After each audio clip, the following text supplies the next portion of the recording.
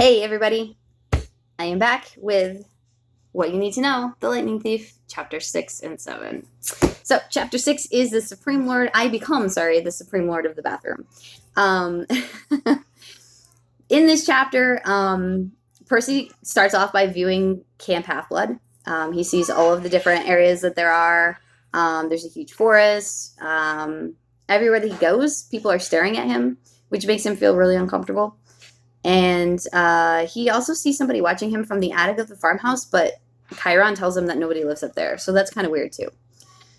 He goes to the place where the campers actually live. So there are 12 cabins in Camp Half-Blood, and they're kind of in a U shape. So each of the cabins is associated with a particular god. So the campers who live in those cabins are related to that god somehow. There are a couple of cabins that are empty because they don't the children of those gods currently, there aren't any in Camp Half-Blood. And so they're the cabins of Zeus, Hera, and Poseidon. Chiron finds Annabeth, and she continues the tour for Percy and takes him to cabin 11 where he's going to be staying.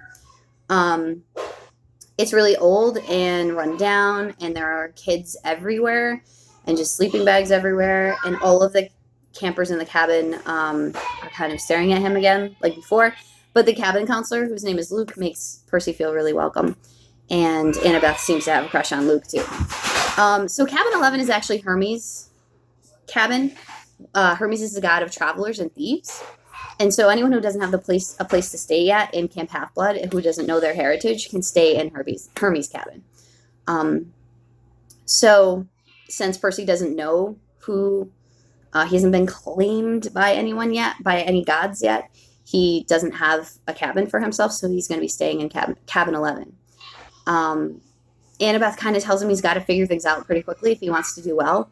And he also learns from Annabeth that his dad was most likely a god, but she's not sure which one. The only way that Percy could have killed a Minotaur was if he had some special powers that a god could give him, so they're pretty sure that his dad was a god. They just don't know which one.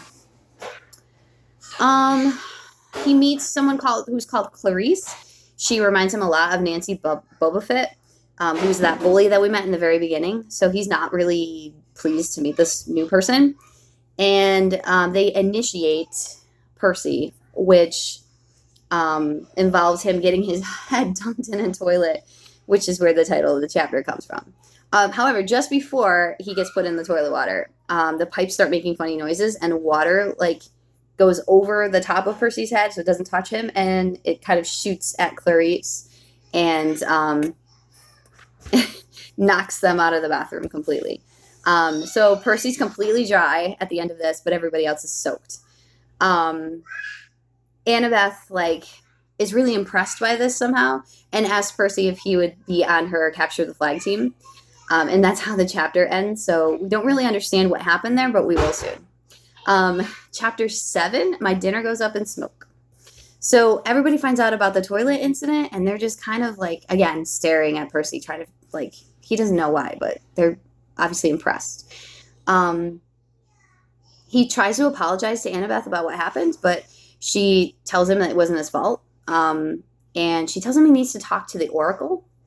An Oracle is someone who tells you basically what your destiny is. So we haven't learned much about that yet. But she thinks he should go talk to this person. This has all happened really fast for Percy, so he's feeling kind of homesick. And Annabeth tries to explain to him that this is the safest place for kids like them. This is his home. This should be his home. And then that's when she kind of reveals to him that he's half human, half god. And she lays it out.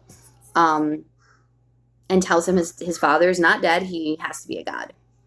So she tells Percy her story, which is that her father's an American history professor, and her mom is Athena, who's the goddess of wisdom and battle. So she lives in Athena's cabin, which is cabin 6. So this just makes Percy want to know who his dad might be. And Annabeth tells him that he'll get a sign, basically, from his father. But she also tells Percy that the gods don't often claim their children. So the gods have children all the time, but they don't often acknowledge their children. So she tells Percy that even though they know he's a half-blood, he may not actually, his father might not actually acknowledge him. So it's kind of disappointing. And that's when Percy kind of thinks about Cabin 11 and how he saw a lot of kids who seemed kind of lonely and unhappy. And he realizes that they were probably kids who haven't been claimed by their godparents. So Annabeth tries to encourage Percy by explaining that he might be able to go home after summer is over, depending on who his god parent is.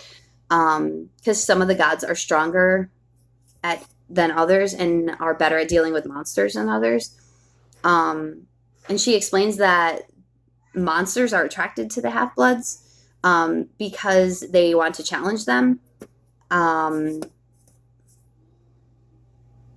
They don't like the fact that there are half human, half gods living in the world, and they feel like they can challenge those half-bloods, so they try.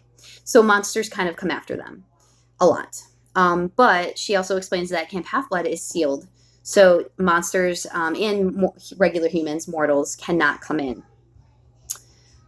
They can't get in unless they are brought in specifically for like practices, because they do battle practices and things like that.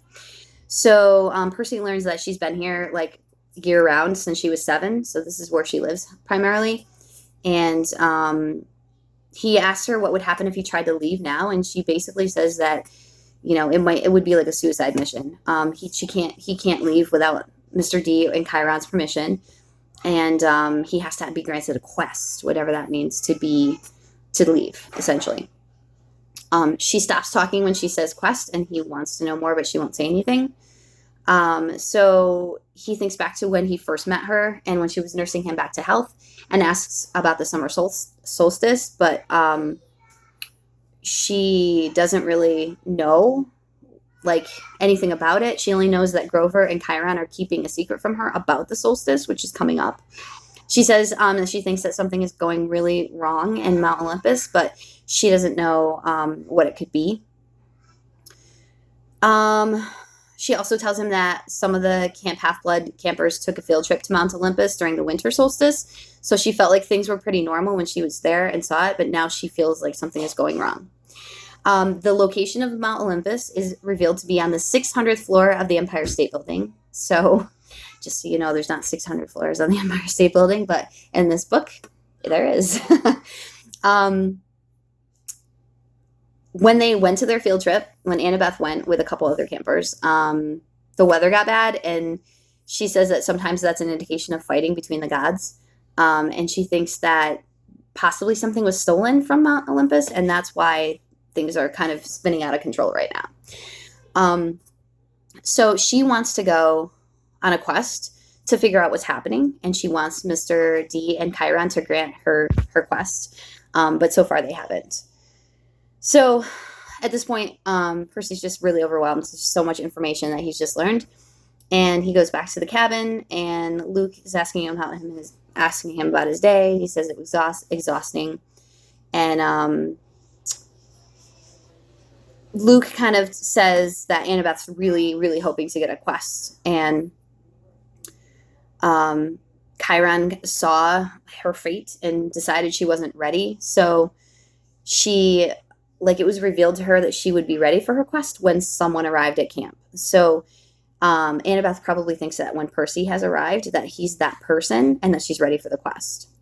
They head out to dinner, which is an outdoor dining room, and there's about a few hundred campers. There's also some satyrs like Grover there, and a couple of other mythical creatures as well. When Percy asks for a drink, he can get anything he wants, and it just magically appears in his glass. He asks for blue cherry Coke, which is in honor of his mom's favorite color. And he feels like his mom is still alive, so he has renewed hope over this. They have a big bonfire, and Percy kind of like silently makes a prayer that his dad will claim him somehow. But as they're having dinner and they're having the bonfire and everything, he starts to feel more at home. So when he goes back to the cabin, he sleeps really, really heavily and really well for the first time in a while. But then the last thing that is said is, I wish I'd known how briefly I would get to enjoy my new home. So cliffhanger, he's not going to be at Camp Half-Blood very long. yeah, so that was chapter 6 and 7, and I hope it filled you guys in with a couple things, and I'll be back with some more chapters later. See ya.